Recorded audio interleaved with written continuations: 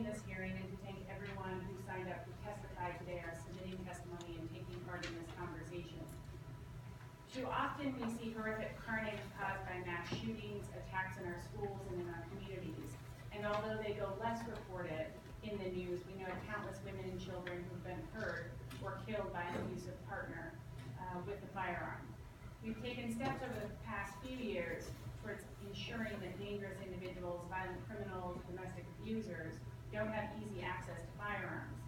I want to thank the governor for her leadership on gun safety, and I want to thank Senator Burdick and both of us for all their hard work on Senate Bill 868. We know that families and law enforcement currently lack the tools to help at-risk firearms owners. This legislation would protect Oregonians from hurting themselves and others during a time of crisis, and I look forward to supporting this bill when it comes to the House. On paper in Oregon, we require that all potential buyers of firearms pass a criminal background check before they can purchase.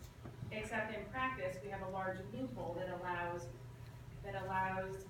folks to purchase a firearm without a background check if that check takes longer than 3 days. It doesn't matter ultimately after 3 days what comes back in that buyer's background. I want to share just a few numbers from the Oregon State Police to help put this bill in perspective.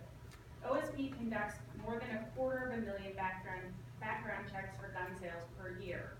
Some 94 to 96% of those checks are completed within 5 minutes. Now, I know that you've heard that it takes longer than that. If there are lots of people in the queue, it may take longer, but the actual check takes less than 5 minutes.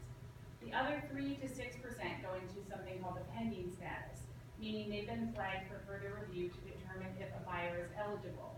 An example of this kind of flag is if someone has a restraining order in another state, and the background check officer at OSP must physically go pull the file or call that state to find out whether or not that restraining order is one where that person cannot own a firearm in Oregon. But if this process takes longer than 3 business days, the seller has the discretion to sell the gun anyway. A further look at these numbers are alarming. The denial rate for background checks is 0.073%, so less than 1%. But the denial rate for those who go into the pending status is 5%. In other words, a background check that goes into pending is 5 times more likely to ultimately show that the buyer has something in his or her background that disqualifies them from owning a firearm. The top 3 most common reasons for denial last year were a purchaser having a felony record, being on probation, or in fugitive status. Now, I know that most responsible gun dealers will wait until the background check is fully completed before selling their guns, but not everyone does. We've heard that we need to do more to go after bad guys who try to buy guns when they shouldn't, and this bill gives local law enforcement a